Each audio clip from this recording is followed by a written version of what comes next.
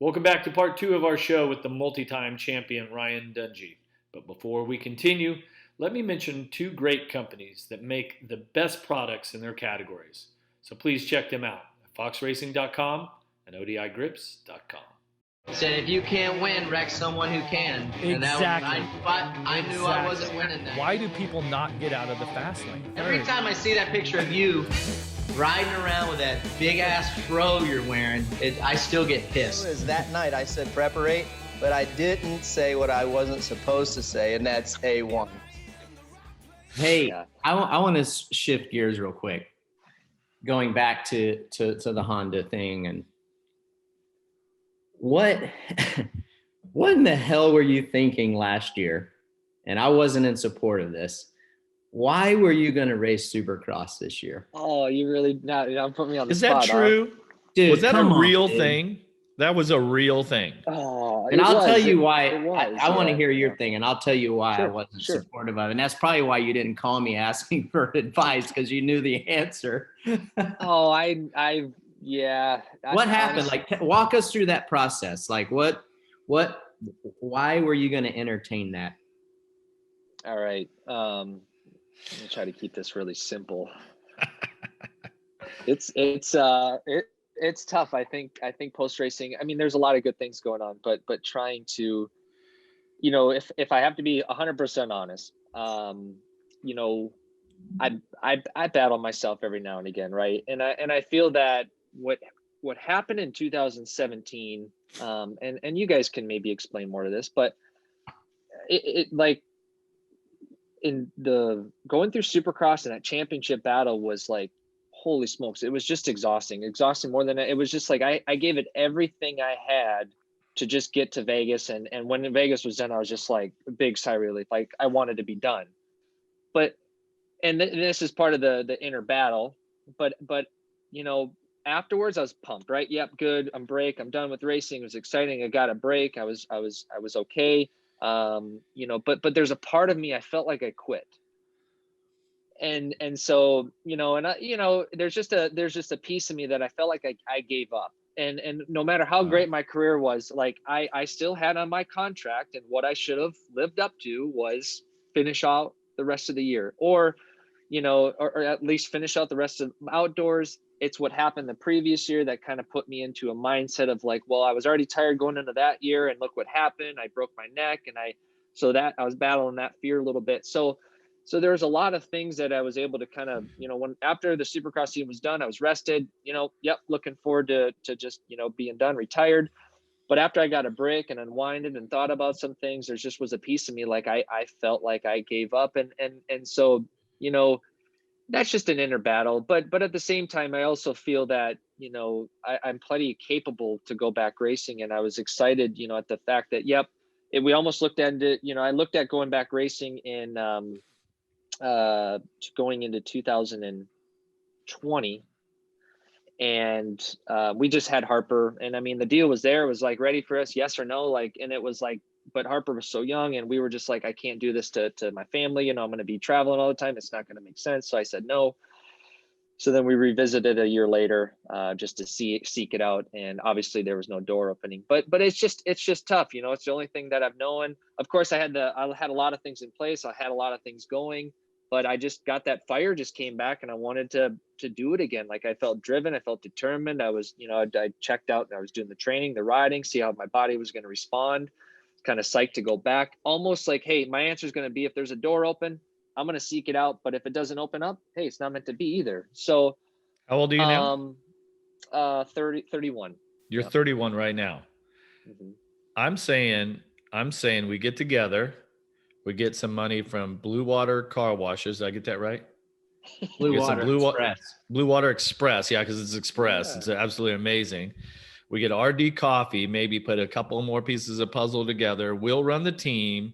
You'll ride the bike and do all the training, and then we'll come back for next year for 22. I wouldn't want to put Dunge through that, just because it sounds like a great idea, but then about round 3, when there's some silly quad that these guys are doing, that I know Dunge isn't going to want to do, or a hex, put or what? himself at risk. Yep. I That's where I was like, when I heard you were doing it, I'm like, dude, he's been out. He probably has the itch, but there's going to be like, I go back to your final season and dude, you could tell you were over it, you know? And I'm like, you got that break that you needed, but at the same time, it just there were things that these guys were doing on the track that I just, knowing you and how you are and our relationship, I'm just like, he's going to be forced into a position, and correct me if I'm wrong, that you don't want to be in.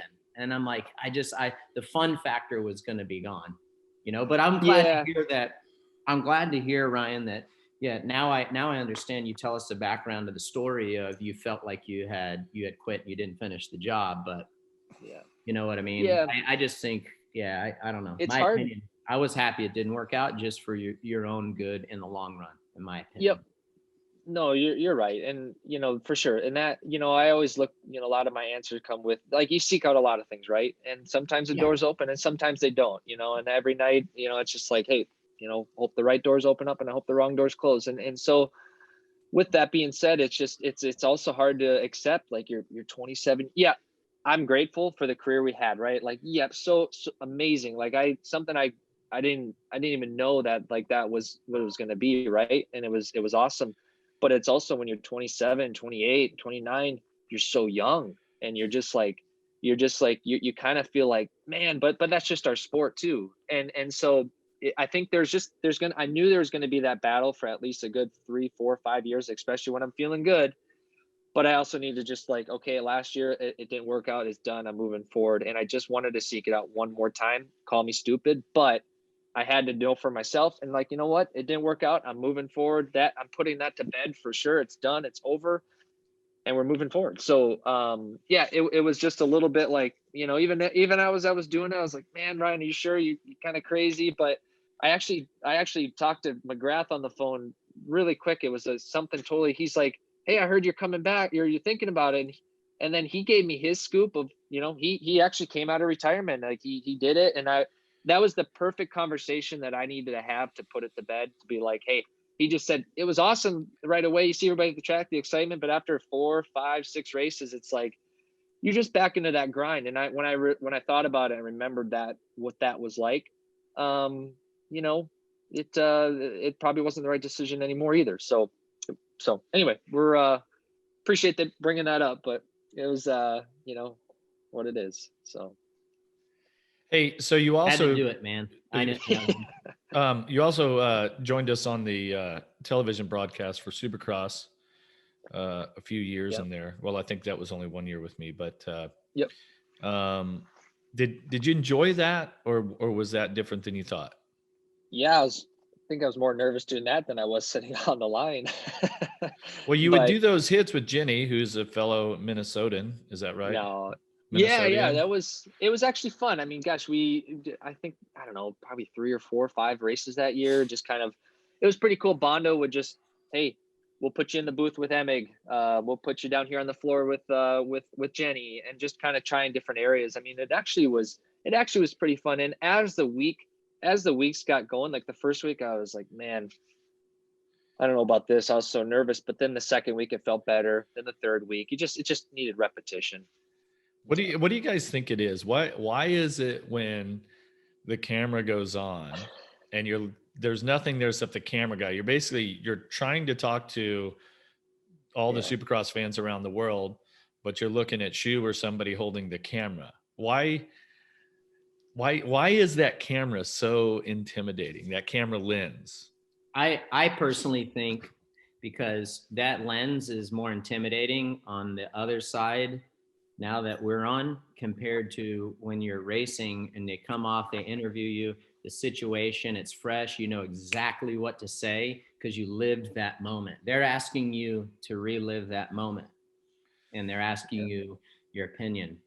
So when now that the side that we're on, I feel like is we're not in my opinion, we're not living in that moment, if you will. I know. Yeah. And trying to tell that. I didn't live what I'm about to talk to, I didn't just live it in that moment. So, you know, it's you actually, you have to think a little bit more about what you're going to say and how you're going to explain it. And, you know, and then there's that element there. Jeff, Ryan, you know about it. Jeff, certainly you do, for being in the booth for as long as you were, is there's an element there to where you have to think about what you're going to say, because not everyone's going to understand what you say if it's just talking like us three are talking. So you have to break it down. So that, I don't know that it's intimidating. It's just more of a challenge. Does that make sense? Yeah. I'd say that's about the same. You know, being able to tell that what just happened in a way that makes sense for the viewer. Yeah. So we've all been on the, you know, trackside at these events, like I have in the background here, if you're watching on YouTube on video, but it's pretty interesting and exciting when you're down on the dirt, right? And the fans are around you. And I think that's, I think that's what makes Supercross so unique for the riders too, right? The environment is just, when you're growing up racing motocross, and there's trees and bushes and stuff on the side of the track, and then there's fans. And I know I was able to do a couple of hits here and there throughout my years broadcasting, being on the track, but I mean, even being down there for like opening ceremonies, right? Ricky, you remember we'd go do a little track walk by ourselves. That like anticipation, the energy that would start to build during that time is pretty cool. Yeah, it's a lot of fun too to be able, when we would go walk the track, we would know, we could see like firsthand what, like Ryan was still racing at the time, we could see firsthand what these guys were going to experience, and then we could, you know, implement that into the race call. Sometimes, like if you're not able to go down on the track, the track looks completely different than what we see on the monitors. And it was fun to go down there and be almost like real life, and see like, wow, okay, these whoops are really gnarly, or this takeoff right here is a little bit lower on this side, or this inside line around this 90-degree corner is probably going to get really hard and slippery. So I enjoyed that. And Ryan, like, did you like being on like trackside, or did you like being up in the booth better? Yeah, gosh, either. It's a little bit more going on down on trackside for sure. But I mean, when we were doing stuff, I mean, things weren't really going either. You know, that's not like the guys were out there riding or anything. But I didn't mind either. Honestly, being up in the booth was cool, but kind of being down closer to the action was actually pretty exciting. Yeah. Well, there's no shrimp cocktail and ice cream sundaes down trackside like there is up in the broadcast booth. So where were we? Houston that time, years ago, Jeff? Yeah. So the broadcast booth in Houston at what is it now called? Energy Stadium. It's on one of the club and suite levels, if you will. And so they had a ice cream cart was coming by the suites. And who was our PA at the time? Our stage manager. Is it Gus? No. He's a camera guy. Oh geez, her name's slipping my mind. But anyway, Blythe, maybe. Yeah. And so as we're doing the broadcast, all of a sudden, like we're in the, like maybe, LCQs or something. All of a sudden she's serving ice cream sundaes as we're on air. It was awesome. Wow. Yeah, it was rad. Bondo was like, "Are you guys eating right now?" So, and hey, Dunge, that was like right at like post-retirement for me. So I was not sparing any expense of getting the Sunday. Hey. Was I, Fro? Nope. You, hey, I saw a picture yesterday of yourself, Ralph, and I in a broadcast booth, and yeah, it was. You weren't quite in the fighting shape that you are right now, so we're proud of you for. Hey, Dunge, get back going. Your best year of racing, like what if there's one particular year that for as a whole, how it went? I'm sure it's going to be a year that you won both titles, but tell us what that that year was and why it was so good and why you enjoyed it the most? Yeah, I mean, the two come to mind, probably 2010 and 2015, but I would probably have to say 2015. And the only reason that was because I felt 2010 for sure, a lot of things went my way. Some of the heavy hitters kind of got knocked out early on. You know, but 2015, I mean, all the competition was there. I mean, guys were firing. I was able to kind of find my groove, especially, you know, with KTM. We were kind of like, for 3 years, we were in this, you know, you know, hole of trying to win the Supercross championship. So like we got this new bike that year, and we had to work the bugs out for the first few rounds. But like once things started clicking, and you know, the competition was tough. I mean, there's a lot of changes going into that year, but like I just feel like we were able to execute, and you know, I won a good amount of races that year. I think like 8, and then just capped it off really well in the Supercross, and then going into the outdoors. With the exception of Eli getting hurt, of course, he would have been gnarly in the outdoors for sure. But I just felt like things started clicking with the bike in the outdoors. So it, like, just to get that championship for KTM, that like we had won the motocross championship, we wanted the Supercross one. That was the goal. But I think for me as a person and everything, like mentally, physically, things were just clicking, and I just felt that was the best I felt like on and off the track. 2015 for sure. Yeah. Sweet. Yeah. You and Ryan Villapoto had some just absolutely amazing battles, but you also had a race against arguably some of the most talented riders in the sport. I mean, starting with James Stewart and then finishing with Eli Tomac. Can you point to one race that was like it? Like what was it that final race at Vegas was just the absolute you know, toughest, most satisfying championship, you know, race that you had? Yeah, I mean, for sure. As far as a race, I mean, that last race, I mean, that in that championship battle, Eli was just, I mean, he was just on another level. He just was hitting his marks. He just couldn't really do any wrong. And I caught that break there at New Jersey, of course. But that last race, I'd probably have to say is just one that really sticks out of like it all came down to like that. And it was just the biggest, most pressure. Almost just had to be okay with losing it all to be able to win it all. Like it was like, if I win, great. If I don't, like I'm just gonna try to ride free and, you know, and try to get the job done. But over the course of my career, I mean, Villapoto, I mean, that guy was like, I mean, he was amazing as an amateur as well, but also like just through the whole, you know, every championship battle, I was able to beat him in 2010. But man, he got his stuff together by 2011 on, and it was just like, never, I mean, maybe win here, beat him there, here and there, but like he just was the toughest guy. And I kind of was talking about this in a post, like mentally you felt like you could maybe I'll beat him a couple races, right? Like, and he'll start to kind of get mentally, you know, frustrated and kind of like you wear him out a little bit. But dude, the guy would come back even stronger. Like he'd piss him off and then he'd regain that edge. And it was just like, he just was not going to let that down. He knew that I could kind of sneak up on him at the last race, or he kind of knew that but he made sure that he had me covered in all bases. And that he was just a tough competitor. Yeah. What was it like racing against James Stewart? Yeah, Stu. I mean, I don't think I got to really race him in his prime.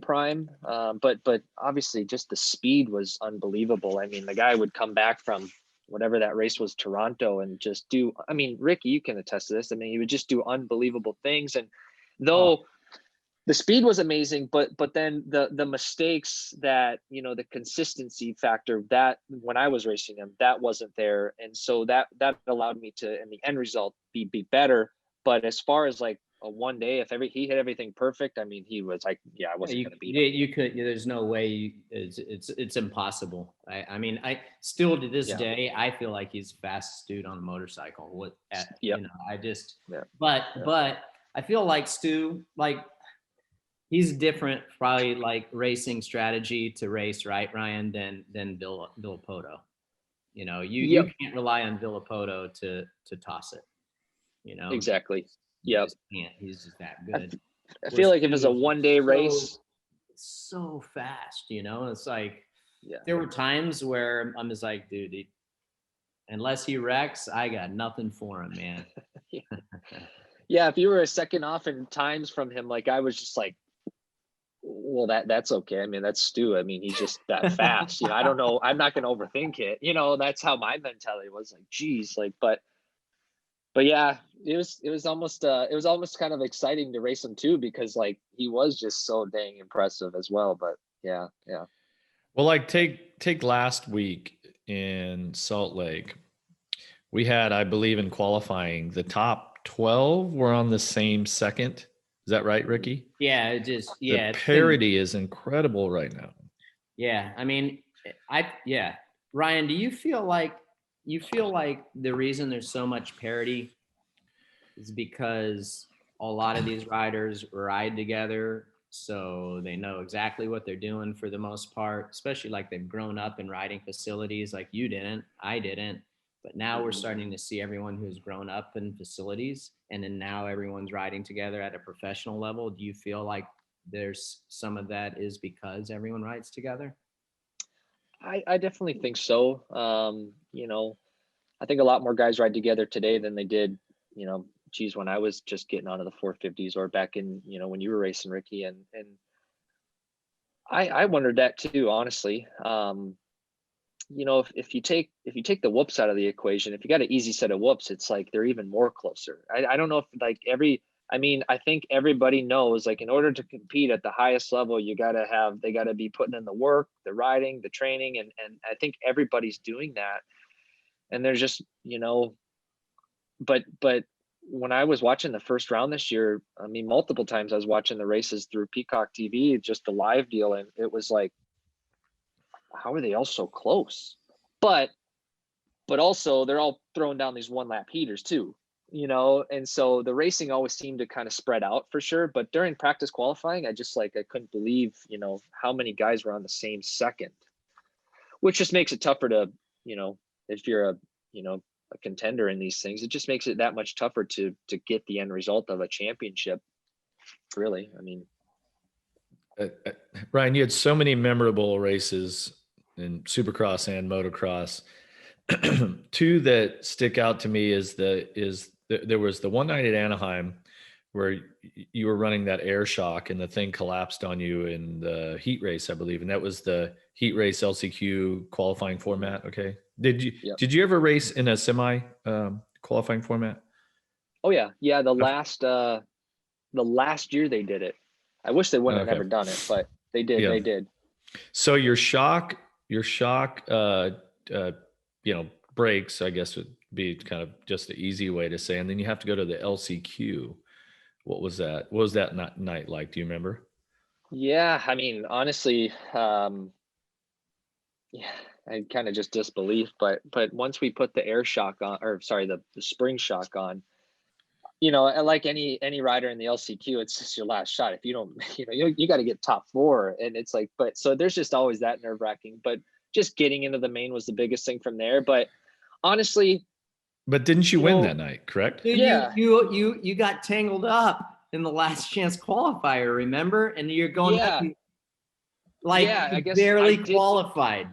I know. Yeah. So I forgot that even. Geez. But so yeah, that was just nerve wracking in itself. But by the time the main event came around, it was almost like, you know, and you guys can maybe, you know, test this, but it's like, it almost felt like you know, what do I got to lose? I'm just going to go for it. You know, all the pressure's off. I'm just going to try to go for the win. I was on the very outside gate, you know, so it's like getting a hole shot is going to have to be a miracle. But I came around the first turn and second, and I just was like, I was pissed. I'm just like, I'm going to put my head down and I'm going to charge. I think I needed to pass Millsaps into the lead for that race, and I just was able to come away and get that win. But yeah, just nights like that were crazy. I used to, you know, early in my career, I used to sabotage myself a lot with, like, you know, putting pressure on myself. Like I needed to realize that I always was putting my pressure on myself to do so good. And I think that was my biggest mistake. I later in my career, the last 3 years, I just like, you know what, I'm going to go out there and give it my best. I'm going to try to race to the first turn and get to the next turn and the next one. I'm going to focus on myself. I'm going to do my deal. And it calmed my mind. It allowed me to just execute and apply myself and race the track hard and, and brought better results. But early in my career, I was just fighting myself so much. And it had mainly to do with living up to the pressure, the hype of like, you're expected to win. And that was hard.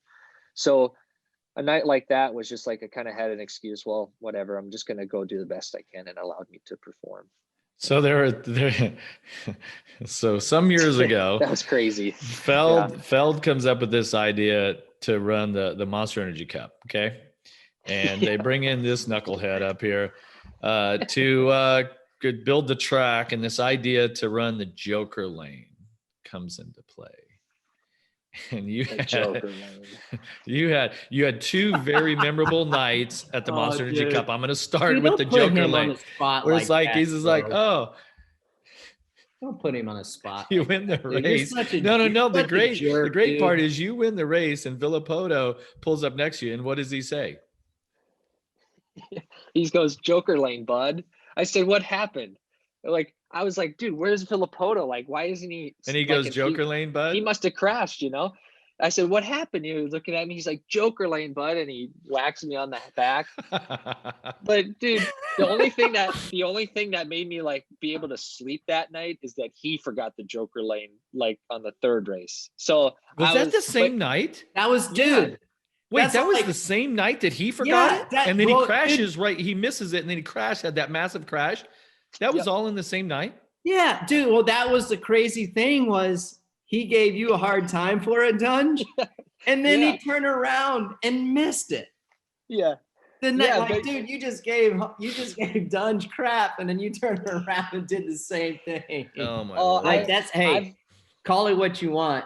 People threw shade at that Joker lane, but damn, did it caused a lot of scenes for sure, and there was a lot of drama because of it. Did you ever have to go through a Joker lane? Either of you two? Did you ever have to go through the Joker? Yeah. So you race your whole life, and now you have to. You're not thinking about a Joker lane, like but I never looked at the pit board, and I can't tell you. I've never seen Carlos, my mechanic.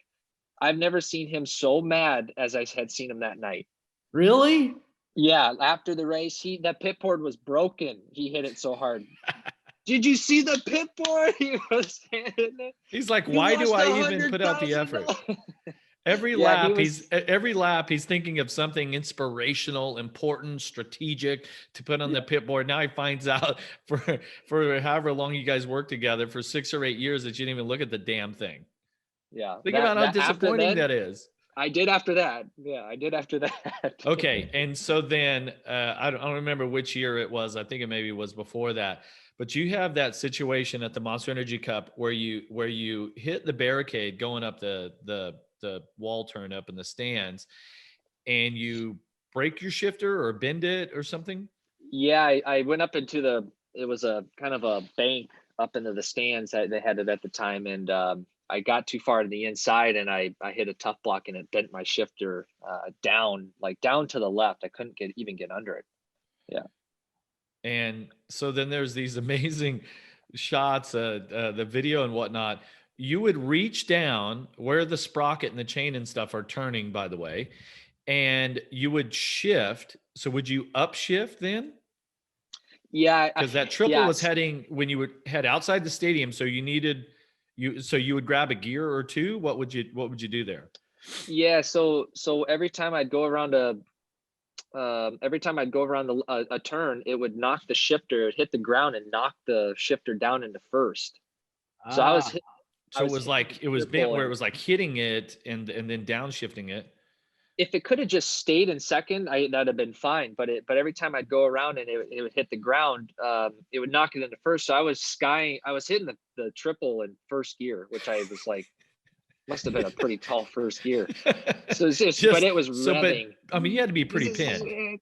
Oh, it was, everything it had. And then it was like almost like, at the top of the power band, you guys, it like starts to flatten out where it starts to die off almost. But anyway, I hit the triple every time, and I reach down as quick as I can. I just like at the time I couldn't handle like pulling off. Like if I don't, I just knew because it's a 3-moto format or just a 3-moto format that there was, if I pull off, like my chances are completely done. So I tried to do whatever I could, but yeah, that was kind of stupid. I mean, I'm reaching down towards the sprocket, trying to grab the deal. And I was just kind of guessing, trying to reach, and I couldn't really find it either. So it was.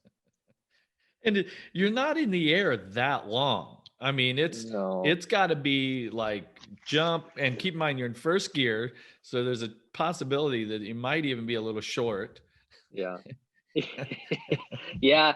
No, it was pretty hairy, and yeah, I don't ever want to do that again. That was just, but I mean, it's just like you like, I cannot handle, like if there was a few times in my career, like I remember one time in Anaheim, I crashed in the whoops. My bike was so mangled, I couldn't even continue. Like the feeling that I felt when you couldn't finish a race, or like, it was so like, it hit me. It would just like, I hated that. And so if I had to pull off, I'd do, if I didn't have to pull off, I'd do everything I could to manage and keep going, but I just could not handle that feeling afterwards of just like, you didn't finish the race, dude. Like it just to me, it was just, maybe it hit me harder than most people, but it was just like, I couldn't really accept it. Really, it was hard to accept, I should say. Ricky, we could go on and on and on. Ryan's had such an incredible career, and there's so much to talk about. I'm actually out of RD coffee right now. I just ran out. You have anything else you want to cover here? Well, I wanted to get his thoughts on the season and what was the biggest surprise, whether it's 250, 450, but I mean, what you have told us today, Ryan, has been awesome. I think that our viewers and listeners are really going to like it. Because we've covered some stuff, from RD Coffee to the Geico situation to Jude, the battle, Target, St. Jude, all of that fun stuff. I mean, your potential thought to come back to racing. I mean, that's the stuff. There was stuff that I didn't even have an idea about, and we're buddies, So I think it's great. I think you've done a great job. I said we'll bring you on maybe another time, and we'll hash out the Supercross series and your thoughts, give you a good excuse to come back on. So yeah, that's exciting it, man. season. Yeah. But you got to be honest though. You can't hold back, because I know you you don't want to upset anybody. Don't want to ruffle the feathers, Yeah, you got to get to where I'm at, Ryan. I don't care anymore. Like, Fro, what do you think? Hey, Fro, what do you think? What was your biggest takeaway from the final round in Salt Lake City? We're not going to get into that.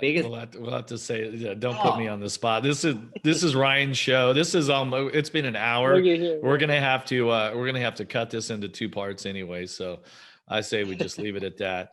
So Ryan, it's great to have you on Real Talk 447 here. Great to see you smiling. We wish you and the girls, wish you guys the best, and hopefully we'll all get together sometime at a race or someplace, maybe go on a mountain bike ride too. That'd be pretty cool when everybody gets out to California. Yeah, definitely need to do that. No, I appreciate the time today, guys. It's good to catch up and see you guys again. So look forward to more. Cool. Well, thanks to all of our listeners out there. We appreciate you tuning in, whether you're listening on podcast or watching on YouTube. I hope that you enjoyed it. If you did, make sure you hit the subscribe button, the like button, all of those things. Don't hit the one that looks like this. Don't do that. And go check out foxracing.com for all your apparel and safety equipment issues, of course, and odigrips.com. And you can check out the Emig Pro grips and the RC4 handlebars. All right, everybody. Thanks, Ryan. Thanks, Ricky. Cheers, As guys. always, we're going to take you away with the Andrew McKeague Band. This old life. Thanks.